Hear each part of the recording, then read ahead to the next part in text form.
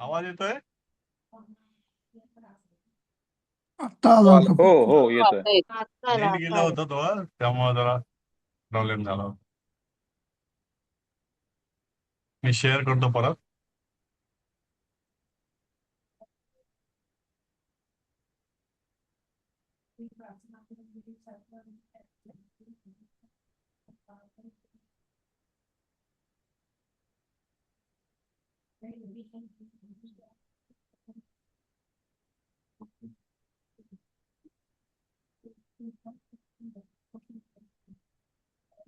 आपण हे वाचत होतो. हम्म. हस हसित्वा, भ्रम भ्रमित्वा, नम नमित्वा, नर्त नर्तित्वा, इथं राहिलेलं यायचं ते नर्तत्वा, दा दत्वा, दसवा. नमित्व झालं इथं ते. हा नमित्व आहे, नर्तित्वा राहिलं. नंतर हे पीडीएफ आला होता ते. त्यज त्यजचं इथं त्यक्त्वा झालंय बरं का. त्यज म्हणजे सोडून देणे, त्याग करणे. त्यक्त्वा. पूज ते हा पण त्यक्त्वाच होईल. क आणि आता अर्धा हो दोन्ही. क आणि त्वा. तर आणि नर्तचं काय होणार? नर्तचं नर्तित्व, नर्तित्वा. नर्तत्व की नर्तित्व? नर्तित्वा. ठीक आहे, तुम्हाला मी ओके पुन्हा कन्फर्म करतो. सध्या मी मार्क करतो याला. ओके. पूजयित्वा, पूजा करून, कृत्वा करून.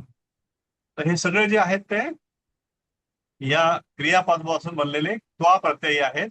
म्हणजे हे करून ते करून अशा प्रकारचं रूपांतर होतं. भ्रमित्वाचं काय होणार मराठीत? कशाचा? भ्रमित्वा. भ्रम होणे. एखादं भ्रम. म्हणजे काय म्हणतात, त्याला फसवणे किंवा वेगळं करणे, भ्रम निर्माण करणे. आय मीन खोटं. जसं हसित्व म्हणजे हसून, तसं हा भ्रमित्व म्हणजे काय? भ्रम करून, भ्रमून किंवा भ्रम करून असं. नमित्वा नमन करून, नर्तन करून, दत्वा म्हणजे देऊन, त्यज म्हणजे त्याग करून सोडून, पूज म्हणजे पूजा करून, कुरु म्हणजे करून. पूजून नाही येणार ना, पूजा करून येईल. नाही इथे कसं आहे, इथे हा कसं म्हणलं पूजयित्वा म्हणजे पूजून सुद्धा चालतं. पण आता हे बाकी ठिकाणी आपण तसं करतोय हसून वगैरे, तर हे पूजून होईल. पूजयित्वा म्हणजे पूजून घेतलं तरी चालतं. आता ही वाक्य आपण वाचूयात. वैशाली मॅम.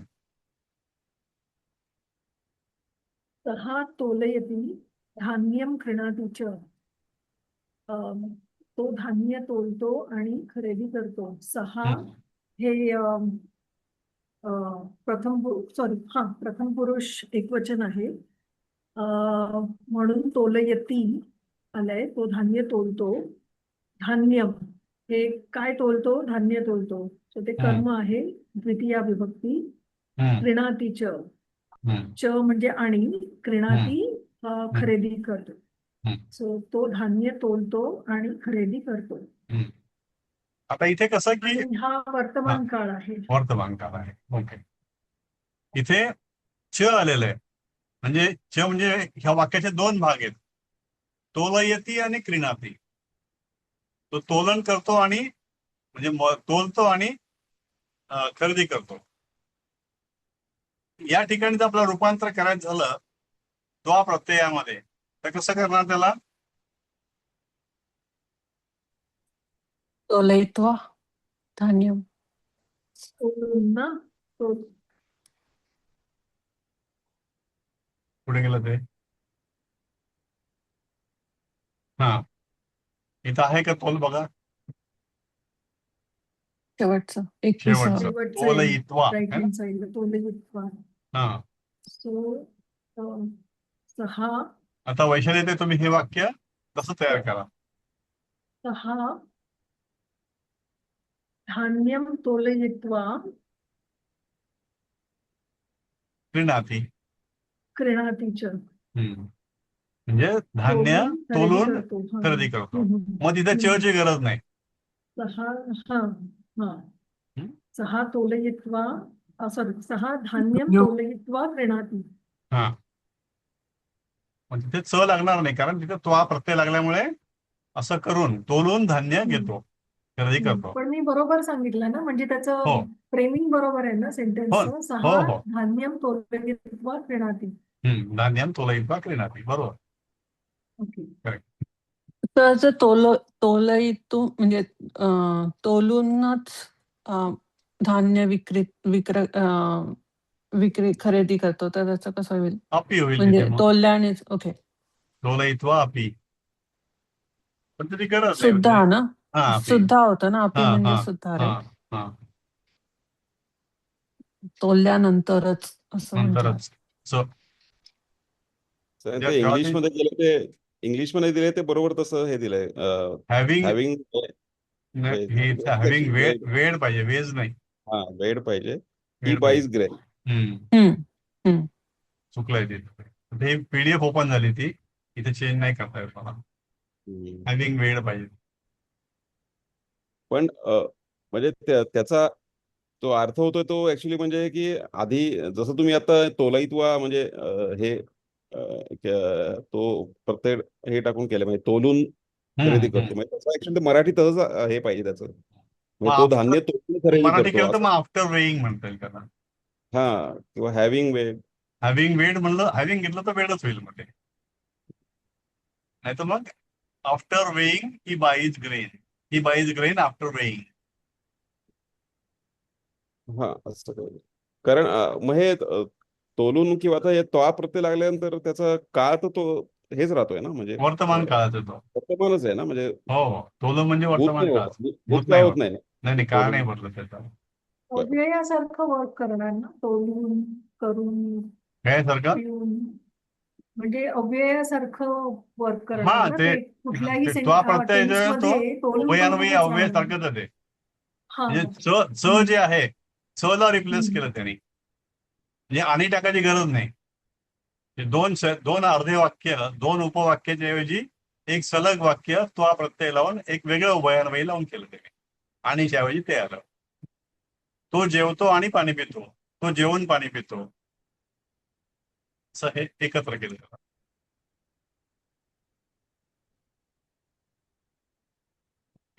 अश्विनी तर कुलकर्णी अजून मॅम. एक क्वेश्चन, ते धान्यम यायला पाहिजे की धान्यानी यायला पाहिजे? I was just about to ask the same नाही, क्वेश्चन. आता हे प्रॉब्लेम कसा नाही, प्रॉब्लेम कसा आहे त्याच्यामध्ये, ही वाक्य जी आहेत ना, ही संस्थेने केली आहेत, म्हणजे भारतीय विद्याभवननेच केली आहेत. त्यामुळे काय होतं, आपल्याला चेंज करायचं झाला त्यामध्ये तर मग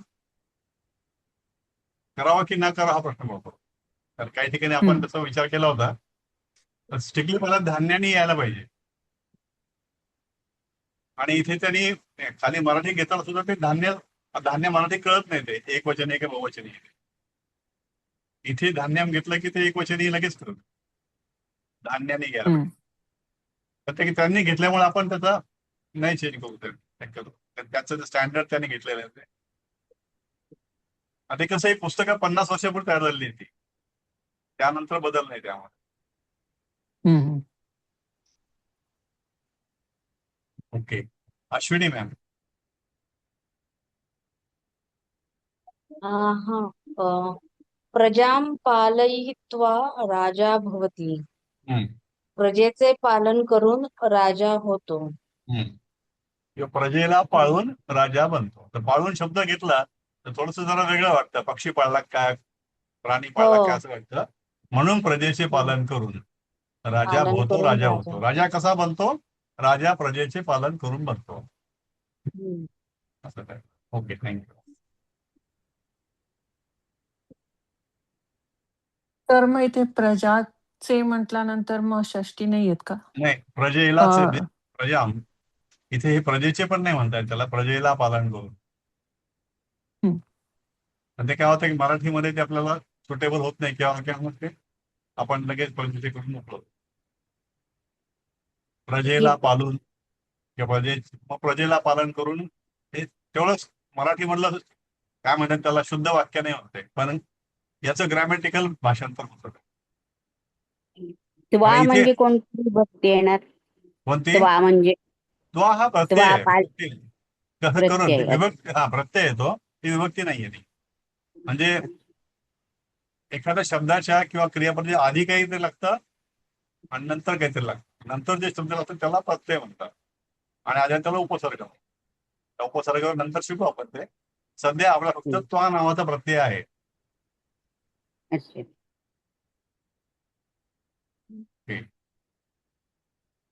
सुनंदा मॅम, सुनंदा गिरी.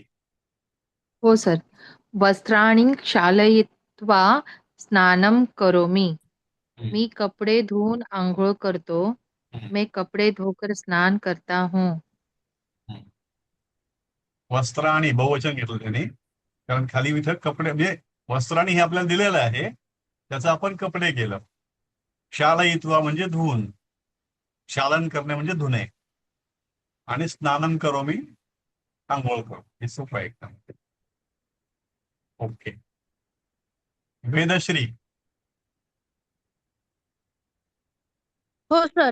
या देवम चौथं. अर्चयित हो देवम अर्चयित्वा भोजनम करोति. तो Right. देवाची पूजा करून जेवण करतो. हे तो कुठून आला? अं, तो का बरं घेतला आपण? अं, हे क्रियापद जे आहे ना, करोती आहे. ती करोती. करोती जी आहे ते प्रथम पुरुष एकवचनी आहे. म्हणून मग इथं जर तो सोडून दिला तर काय होईल? देवाची पूजा करून जेवण करतो. आपल्याला दिलं काय त्याने? देवम अर्चयित्वा, देवाला पूजून हो भोजनम करतो, जेवण करोती, जेवण करतो. म्हणजे एवढंच आहे वाक्य. हे तो जे आहे ते अध्यारूत आहे. आपण म्हणजे आपण काय इथे पुढे लिहिलेलं आहे हे जास्त स्पष्ट व्हावं म्हणून हे कंसामध्ये टाकले. इथे वरच्या वाक्यात दिलेलं नाहीये. ओके. हो. पद्मजा पोळ मॅडम. हो सर. या पाचवं. शांतः भूत्वा गृहे निवसति. इथं पण तसंच आहे. तो हो. अध्यारूढच आहे, कारण हो. निवसती आहे. हो शांत होऊन तो घरी राहतो. राईट. ओके. पुढचं घेऊन टाका. बर. पत्रम लिखित्वा शालाम गच्छामि. म्हणजे मी आता हे गच्छामी असल्यामुळे मी पत्र लिहून शाळेत जाईल ओके. किंवा जातो. सॉरी, जातो, कारण भविष्यकाळ नाहीये, हा जातो. Okay right. शाळेला जातो. शालाम द्वितीय.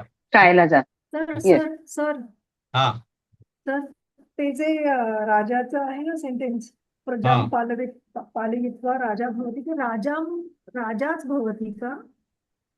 राजा भोवती. हो, त्याचं प्रथम विभक्ती राजाच आहे. Okay okay. मला एक प्रश्न विचारायचा होता चौथ्या हो. वाक्यात. हा हा इथे आता तो देवाची पूजा करून जेवण करतो. माझा परीक्षेच्या दृष्टीने विचारते मी की हो. परीक्षेत पण जेव्हा भाषांतराला येईल तर तो देवाचीच पूजा की देवाला पूजून असं येईल. म्हणजे आपल्याला ती विभक्ती लक्षात देवाला ठेवायची. पूजून जास्त योग्य येते. म्हणजे असं आपल्याला जर लिहिलं. संस्कृत वाक्य करायचंय तर परीक्षेत हिंदीच असेल, त्यामुळे परीक्षेमध्ये कसं येते?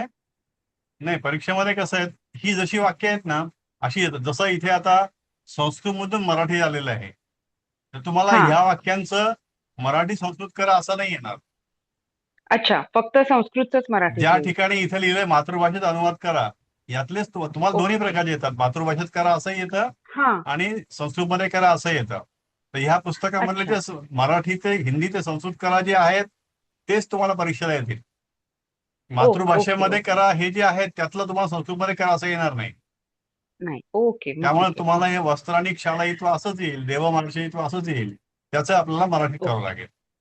मराठीत ठीक आहे, करता ठीक आहे. तुम्ही देवाला पूजून जेवण करतो असं करा किंवा देवाची पूजा करून जेवण करतो असं करा. दोन्हीलाही मार्क मिळतील. Okay okay. थँक्यू.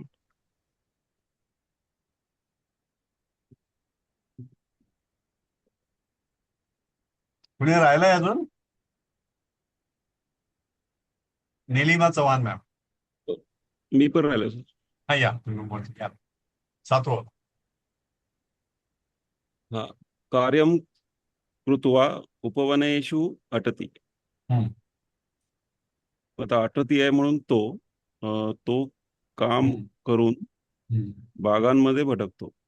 तर उपवनेषु म्हणजे हे बहुवचन आहे, बहुवचन. सप्तमी. आणि भटकतो, फिरतो. छान, नाईस. ती म्हणजे भटकतो. राईट. Okay, thank you. तर हा. बगीचे में आहे, एकच बगीचा आहे. बगीचो में पाहिजे, म्हणजे बगीचो में पाहिजे. जर बगीचे में आला इथे समजा तुम्हाला संस्कृत मध्ये करण्याकरता जर आलं तर मग उपवने लिहायचं. कारण जेव्हा भाषांतराला तुम्हाला येईल तेव्हा हिंदी किंवा इंग्रजीच येईल. ही वांडर इन दी गार्डन्स लिहिलं, गार्डन्स नाही लिहिले, ते एकच गार्डन आहे. त्यामुळे उपवनेशू घेऊ नका, उपवनेने घ्यायचं. आता हे मराठीमधून आपण केलं म्हणून उपवनेशू घेतलं.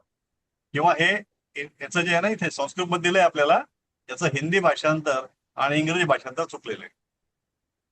मराठी मधलं बरोबर आहे. निलिमा चव्हाण मॅडम, आठवं. एवं एवं उक्त्वा सः गतः. एवं हा नवीन शब्द आला बघा. एवं म्हणजे असं, असे बोलून उक्त्वा म्हणजे बोलून तो जातो. सहा म्हणजे तो आणि जातो नाही वर्तमान ऍक्च्युली काळ. ते गेला असं होईल. ते हे पण चुकलंय. जातो बदलाव सांगणार याला. तो गेला. गतः भूतकाळ आहे हा. जर ते वर्तमान काळ असतं तर मग गच्छती आला असतं. गच्छती नाही अच्छा. आलेलं. Right. गतः घेतलं आणि गतः हा भूतकाळ आहे. हे मी बदलून घे. तिला नाही म्हणून बदलायला काही मार्ग नाही. ओके, चालेल. स्नेहल ताई, थँक्यू मॅम. तं दृष्ट्वा स आगतः. त्याला पाहून तो आला. तं हे प्रथम पुरुषवाचक सर्वनाम द्वितीय एकवचन. दृष्ट्वा त्याला पाहून यत्वांत अव्यय दृष्ट. सह हे परत प्रथम पुरुषवाचक प्रथमा विभक्ती एकवचन. आणि आगतः आला हे भूतकाळ आहे, गमचा तृतीय पुरुष एकवचन. हे आपल्याला व्हायचंय अजून, पण ते दिलं म्हणून केवळ आपण अभ्यास घेतोय. आगतः आला. ओके. आनंद जोशी, पुस्तकं पठित्वा पुस्तकं पठित्वा लेखं लिखति. लिखति म्हणून तो लिहितो. हा, तो पुस्तक वाचून लेख लिहितो. राईट. लेखम हे नपुसकलिंगी आहे. लेख लिहितो. पठित्वा म्हणून पुस्तक वाचून. पठित्व पट म्हणजे वाचणे किंवा अभ्यास करणे दोन्हीकडे पट चालतं. त्याचं ते त्वा लावलं म्हणून वाचून. लेख लिहितो. लेखम लिखती लेख लिहितो. म्हणजे तो वाचतो आणि लिहितो असं त्याच्याऐवजी दोन्ही एकत्र केलं. पठित्वा लेखम लिखती. पठित्वा लिखती.